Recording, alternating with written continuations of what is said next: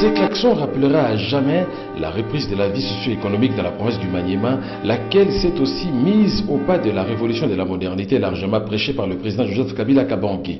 C'est après un mois exactement de leur réception à Lubumbashi que ces 3 locomotives ont été inspectées à la gare de Kindu par le Premier ministre Matata Ponyo Mapon, accompagné des autorités provinciales dont le gouverneur Tutu Salumu.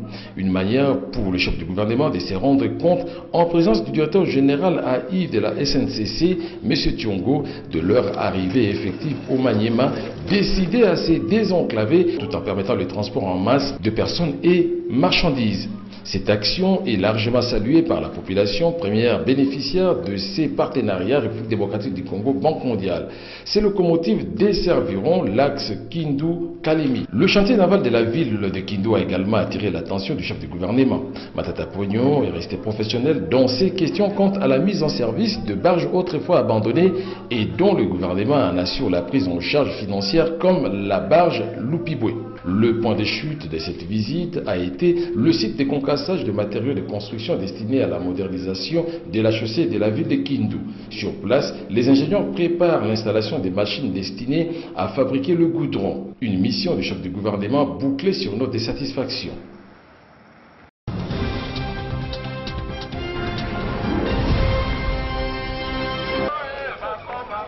Les agents et fonctionnaires de l'État observeront un arrêt de travail toute la journée du lundi 8 juillet prochain.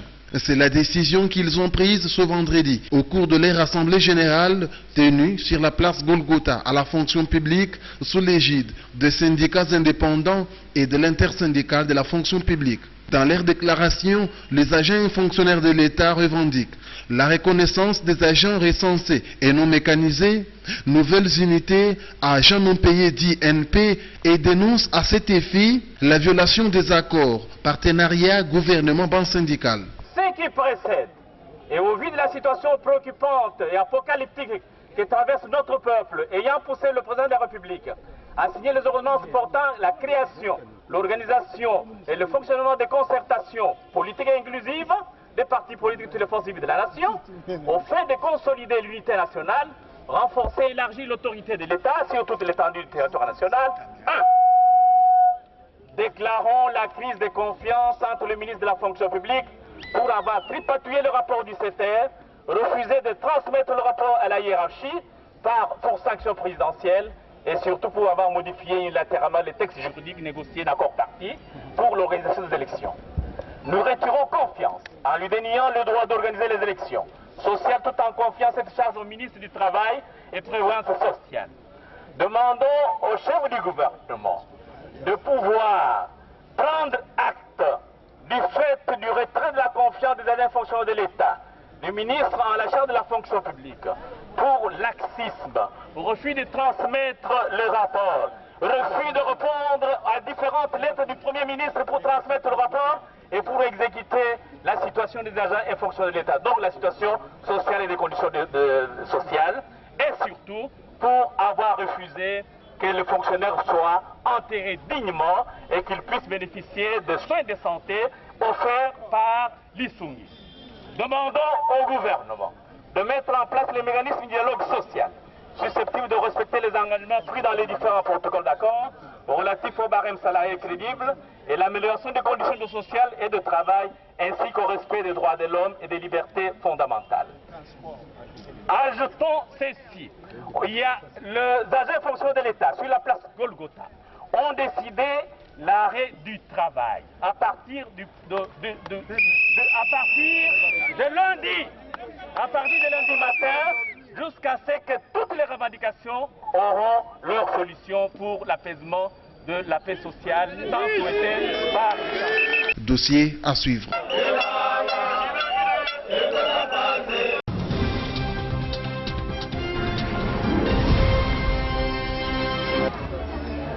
Le complexe scolaire Mamawalou sur avenue Yolo au quartier Kimbangu dans la commune d'Ngiringiri a clôturé le 2 juillet l'année scolaire 2012-2013. Pour marquer une fin d'année en beauté, une journée culturelle a été organisée sur place en présence des parents d'élèves.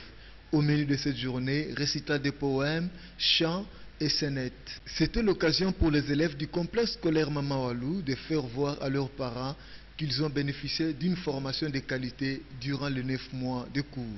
L'année scolaire qui s'achève aujourd'hui a eu beaucoup de succès car les élèves et les parents étaient plus motivés et ils ont témoigné leur détermination jusqu'à tenir les caps au terme. Chers parents, chers invités en toutes vos qualités respectives, l'éducation, comme vous êtes sans ignorer, est le fondement ou le socle de l'épanouissement intégral de l'être humain et si et seulement si il est assuré adéquatement dès le bas âge de l'enfant. Dans les cas précis, leur offrir une instruction qui fera de nos enfants des cadres responsables et capables dans l'avenir de prendre le relève de cette ville, pourquoi pas notre cher et beau pays. Investir dans la jeunesse aujourd'hui, c'est arroser la semence qui aujourd'hui peut sembler ne pas être très important, mais qui regorge les potentialités d'une vie assurée. Dans le souci de ramener l'instruction le plus proche possible, le promoteur du collège Mama Walou, j'ai cité le professeur Mbongo Diolou Omer, s'est imprégné de la vision du chef de l'État, celle qui prône la révolution de la modernité. La cérémonie a été sanctionnée par la proclamation des résultats de fin d'année ainsi que la remise de brevets de fin de cycle de la maternelle. À cet effet, différents cadeaux ont été remis aux élèves qui se sont distingués au cours de l'année. L'artiste comédien Essobé a pour sa part égayé l'assistance, comme pour dire tout est bien qui finit bien. Mais un plus un,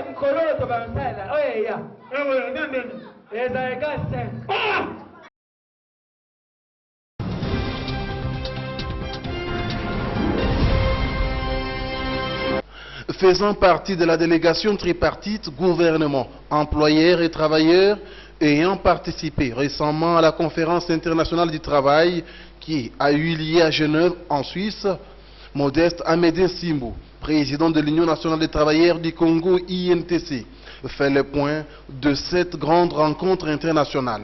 On parle en fait des emplois verts dans le cadre du développement durable. On a parlé aussi des questions de protection sociale, c'est une question qui revient régulièrement. Et on a parlé enfin de la question du dialogue social. Les débats ont été très difficiles parce qu'on devait concilier à la fois le point de vue du gouvernement, le point de vue des employeurs et le point de vue des travailleurs. Et nous, en tant que banque travailleurs, nous avons amené des propositions qui tiennent compte de l'emploi, pas n'importe quel emploi, mais des emplois de qualité, des emplois décents, donc qui permettent aux travailleurs, d'une part, de travailler dans de bonnes conditions, en toute sécurité, et d'avoir une rémunération qui lui permet de faire face à ses besoins essentiels, et d'autre part, d'exécuter ce travail dans le respect de ses droits, en promouvant sa protection sociale, et chaque fois que l'on évolue, on recourt au dialogue social pour faire le point de situation et résoudre les différents problèmes, différents conflits qui peuvent naître.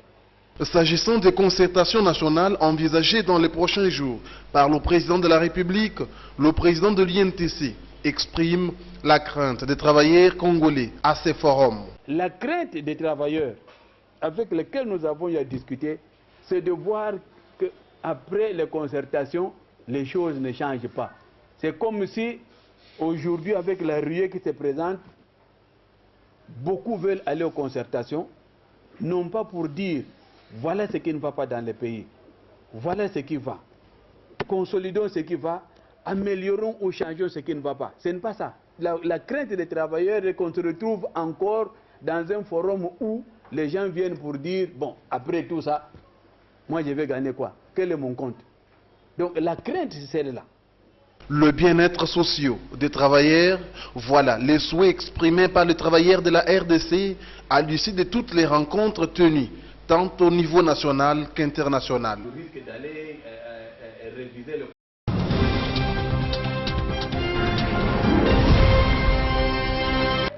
Le départ du chef de l'État déstabilise une nouvelle fois l'Égypte, Le processus de transition est pourtant en marche, mais les événements survenus divisent le pays. Les partisans de Mohamed Morsi risquent de ne pas baisser les bras de sitôt. Depuis son renversement, au moins 16 personnes ont été tuées et des centaines d'autres blessées lors d'affrontements à travers l'Égypte. Nous sommes venus ici en tant que croyants. Et je vais vous dire une chose, une phrase. Nous sommes venus de toute l'Égypte dans le même but. Rendre le palais présidentiel au président élu démocratiquement. L'Égypte est un pays démocratique, mais pour les partisans pro-Morsi, leur opinion est actuellement bafouée.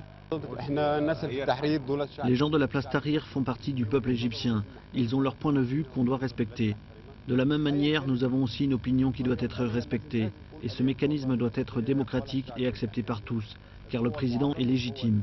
Quelle que soit la position de l'armée, personne ne devrait imposer son opinion à d'autres. Les manifestants réclament clairement le retour de leur président déchu. Aujourd'hui, le dénouement de la crise politique égyptienne semble dans l'impasse.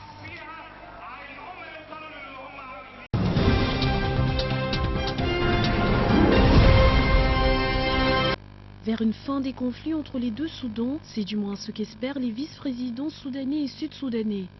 Dans un communiqué conjoint publié le 1er juillet à l'issue de pourparlers entre les deux pays, le Soudan et le Sud-Soudan se sont engagés à poursuivre des négociations afin de résoudre leurs différends sur la question du pétrole, mais aussi sur celle du soutien présumé aux groupes armés. Les deux parties ont discuté de la question de la mise en œuvre de l'accord de coopération, en particulier la question de la sécurité pour laquelle le Soudan a accusé le Sud-Soudan de soutenir ces rebelles, ce qui a conduit le Soudan à suspendre l'accord avec la République du Sud-Soudan concernant le pétrole et les questions économiques du 9 juin 2013 et que le ministre sud-soudanais du pétrole devrait arrêter les installations de traitement et l'acheminement du pétrole au Soudan par le Sud-Soudan au cours de la période de 60 jours à compter de la date du 9 juin 2013.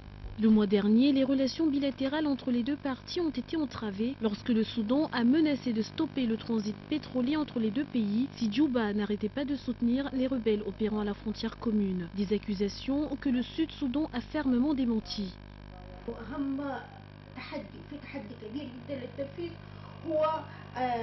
Le grand défi pour la mise en œuvre de ces accords est le manque de confiance entre les deux parties. Cela a toujours été l'obstacle qui empêche tout accord entre le Soudan et le Sud-Soudan et de ce fait, nous recommandons qu'il y ait des réformes politiques avant de profiter des fruits de ces accords.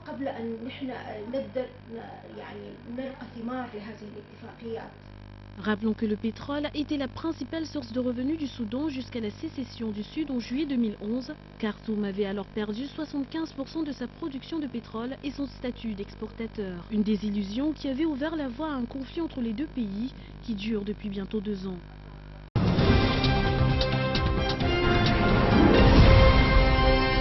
La Guinée équatoriale regorge de ressources naturelles.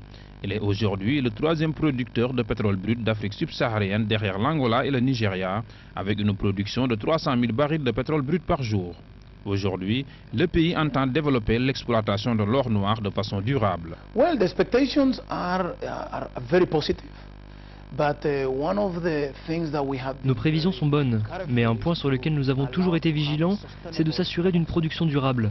Ce que nous voulons faire, c'est maintenir la même production sur une longue période, au lieu d'avoir une production qui baisse, qui augmente et qui baisse à nouveau. La production actuelle que nous voulons sur le long terme varie entre 300 et 320 000 barils par jour. Our current production that we are aiming for a long time is 300 to 350,000 barrels oil per day. L'exploitation de l'or noir repose également dans une gestion rationnelle de la production afin d'assurer dans le long terme une constante production. We are having new discovery. We have recently 4 new discoveries, and what we are doing, we are making. Nous avons récemment découvert 4 nouveaux gisements et ce que nous faisons, c'est les mettre dans la production lorsque les autres champs vont baisser en rendement. Dans un sens, nous maintenons la production. Avec la découverte de ces 4 gisements, nous prévoyons d'ici la fin de l'année d'exploiter le premier. D'ici 2 ans, nous exploiterons le suivant. Nous souhaitons maintenir une production linéaire. Par ailleurs, la Guinée équatoriale applique une politique de diversification en développant parallèlement à l'exploitation du pétrole les autres secteurs, un moyen d'éviter le syndrome hollandais. En effet, nombreux sont les pays où les larges profits émanant du pétrole ont conduit à une négligence des autres secteurs de l'économie et de leur déclin.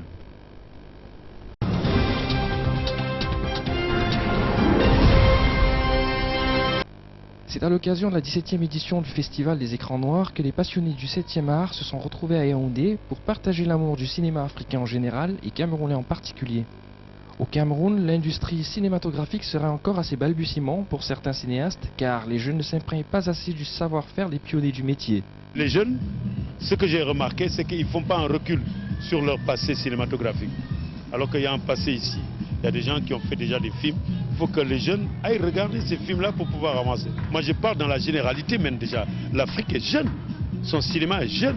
Son cinéma va se rajeunir parce que les jeunes sont en train de se chercher. Mais le cinéma en Afrique en général, que ce soit au Cameroun ou ailleurs, c'est la même chose. Les jeunes sont pareils. Je vous assure, d'ici, je ne sais pas quand, si je serai là sur Terre, mais ça va bouillonner et le monde va parler de notre cinéma. Le Festival des écrans noirs, initié depuis les années 97, est né d'une idée, celle de faire découvrir le savoir-faire cinématographique camerounais et africain. Aujourd'hui, le pays ne dispose d'aucune salle de cinéma. Des efforts sont consentis par le gouvernement en vue de la construction de nouvelles salles, ce qui semble être un début de solution. C'est des salles quand même qui sont des salles publiques, qui vont être gérées sur un modèle public, qui ne sont pas des salles commerciales, avec un fonctionnement commercial. C'est cela le cinéma aussi, le fonctionnement commercial. Donc le problème n'est pas réglé, mais c'est un début de solution qui permet déjà à la ville de Yaoundé d'avoir des espaces de diffusion de films. Nous sommes candidats à l'animation d'une des deux salles. Nous allons faire énormément de projections pour les enfants les week-ends, les après-midi où il n'y a pas classe, le mercredi après-midi, puis faire aussi des projections en soirée, n'est-ce pas, pour le grand public. C'est déjà ça. En attendant de voir ces nouvelles salles de cinéma opérationnelles, c'est dans les centres culturels que la plupart des projections actuelles se font. Une situation qui semble ne pas déplaire au public.